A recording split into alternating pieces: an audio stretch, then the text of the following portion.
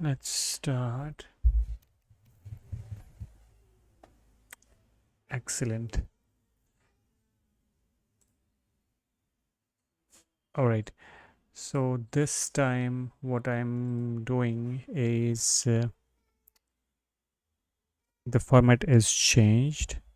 Now, I will not read from the paper, but instead, I will read from the screen so that it's also visible to the watcher. All right. Let's start. Hello, everyone. We'll be starting from this place. Okay. So we were in the last section. We were discussing uh,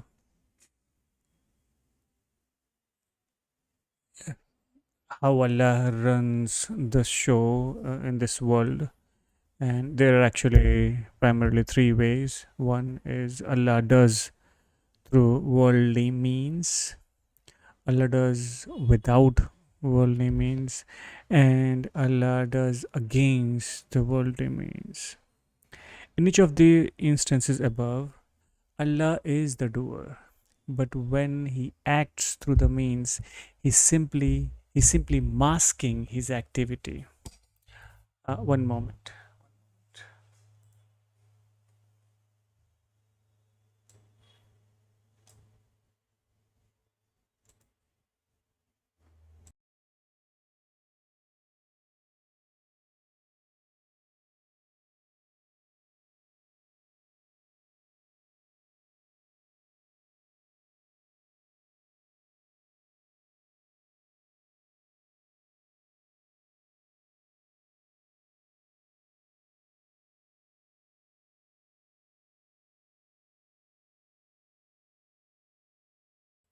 Okay.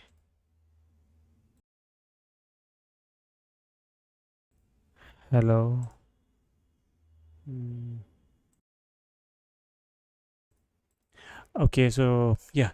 So what I was saying is, in each of the instances above, Allah is the doer, but when he acts through the means, he's simply masking his activity. Don't confuse the role of the means and think that the means are the doing with the gods. Don't confuse the role of the means and think that the means are doing with God's permission.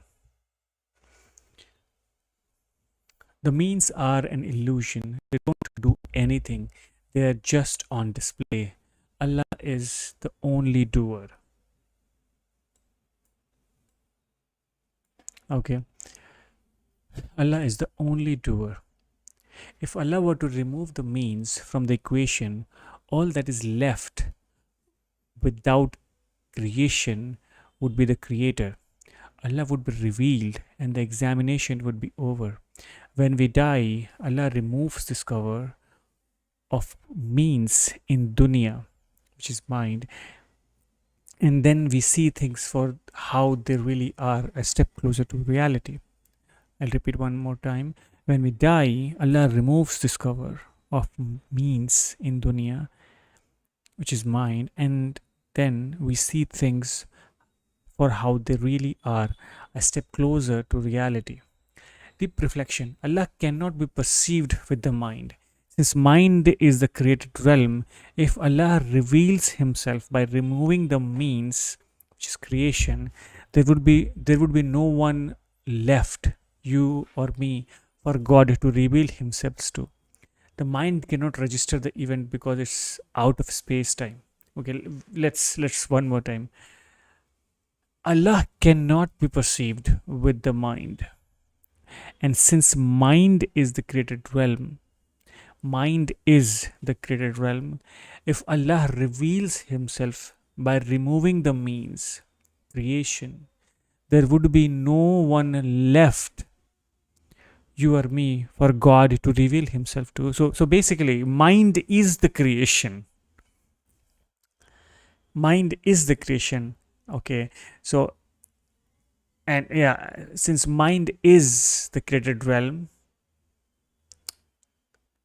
How can I have? Okay, I cannot. I'm gonna have this selector kind of thing, highlighter. No, not this one. Um,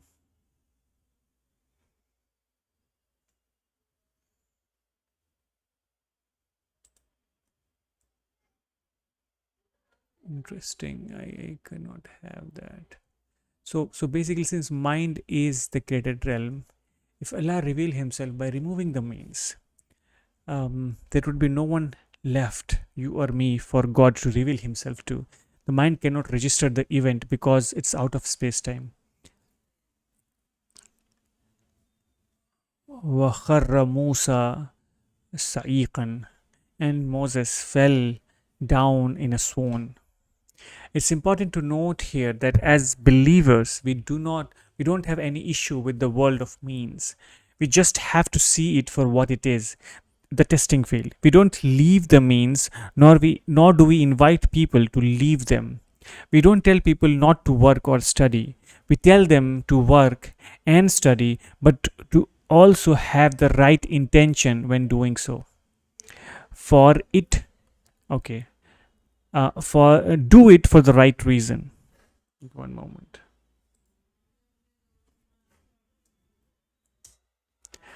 Okay, so do it for the right reason. Work because Allah told us to utilize the means of this world. As long as when we do so, we continue to obey God's command that he placed in the means that He created. Okay, let's read it one more time. It's important to note that as believers we don't have an issue with the world of means. Okay, we don't have any issue with the world of means. We just have to see it for what it is, the testing field. We don't leave the means, nor do we invite people to leave them. We don't tell people not to work or study. We tell them to work and study, but to also have the right intention when doing so. Do it for the right reason.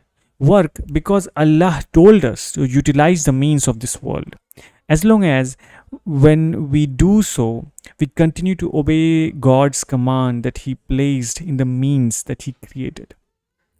We don't go into business to make money. That's interesting, very interesting. We don't go into business to make money. A believer goes into business to obey the commands that Allah associated with doing business in this life. This is so beautiful. And to be honest, I have listened to this statement so many times, and for the first time, after so much time has passed, I have come to the realization that what does it actually mean? It's so beautiful. And if you don't get it, I get that you don't get it because I was there. Okay. So a believer goes into business to obey commands that Allah associated with doing business in this life. He set the boundaries so you can play and color, but stay within the lines while coloring. That's so amazing. Eventually, you become accomplished, and staying in between the lines becomes the second nature. Most of humanity has erased these lines and are busy scribbling their lives away. It's true. Now that we have established these realities and we understand the true function of the means that Allah has created in this world, and that they are there to test us, we have to ask this question: how do we pass this test? In order to pass the test of means and scenarios that God plays in your head, you need to first negate the means of this world. Negate the means of this world so that you are unattached. You are only attached to Allah and Allah alone. You no longer lean towards the means of this world because you understand that they do not do anything. One more time, negate the means of this world so that you are unattached. You are only attached to Allah and Allah alone. You no longer lean towards the means of this world because you understand that they don't do anything. MashaAllah. Avoid breaking any of God's commands that He placed in the means of this world. Getting married is a means to have children. Allah Azza wa Jal can give you children without means, as Allah Azza wa Jal did with Maryam. So, you are not getting married to have children. You are getting married to fulfill the sunnah of Prophet Muhammad sallallahu alaihi wasallam and to pay heed to and fulfill the commands associated with marriage.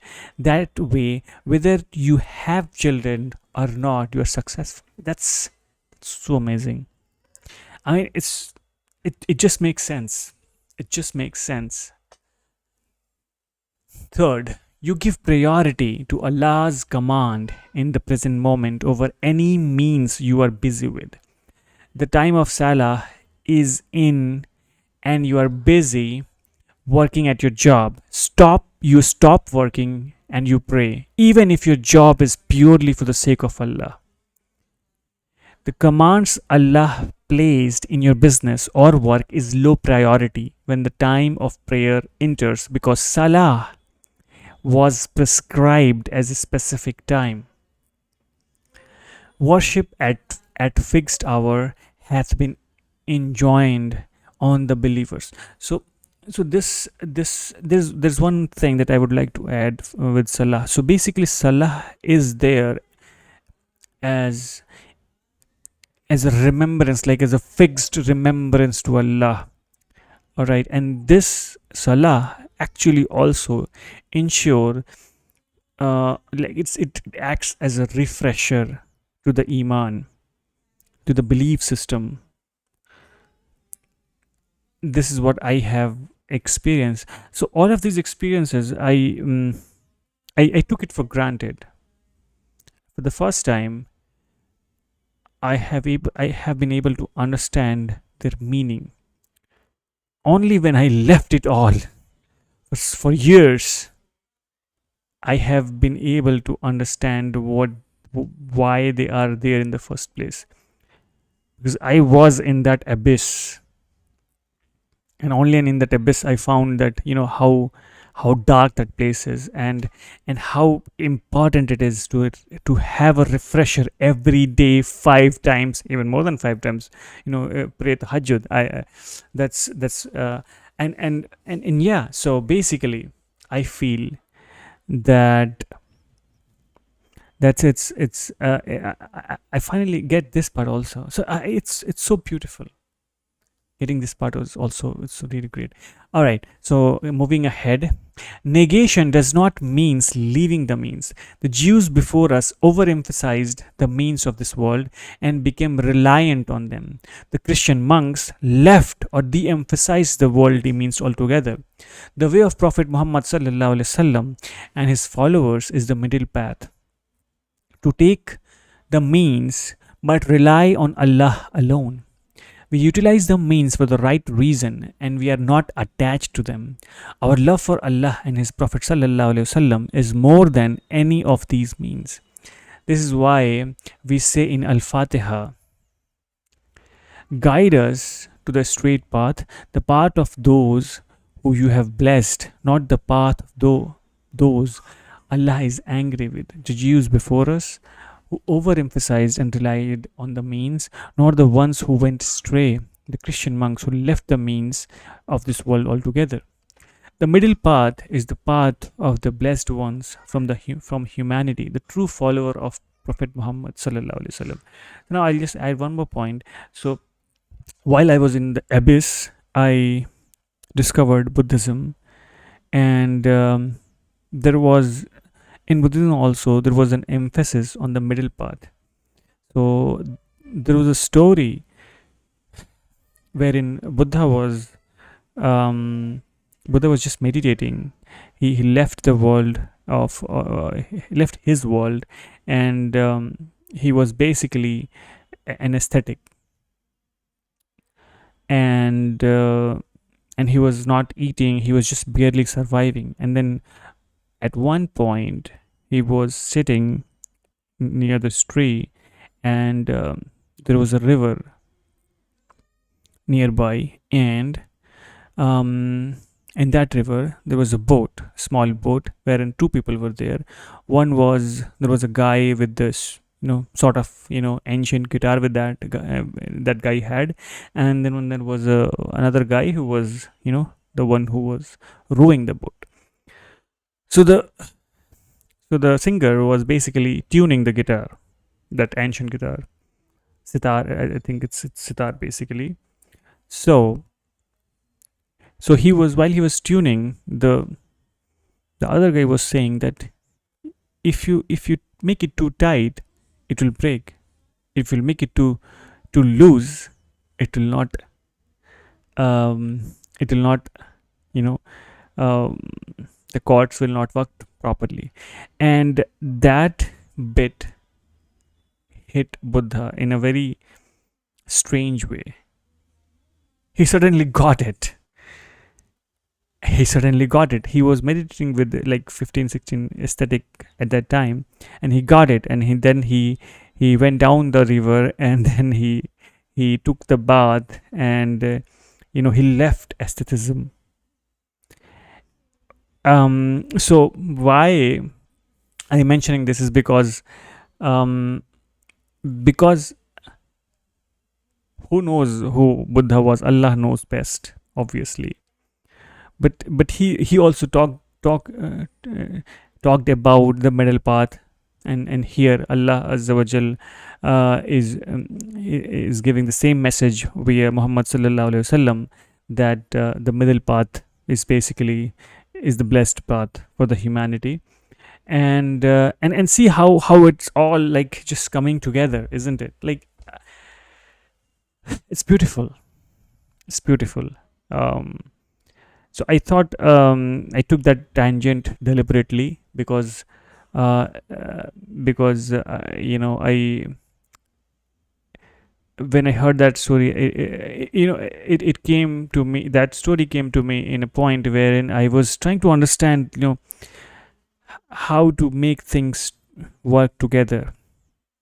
And actually, I was basically overemphasizing on the means, that I realized.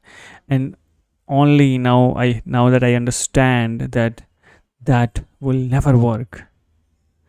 I have to I have to rely on Allah for guidance, for help,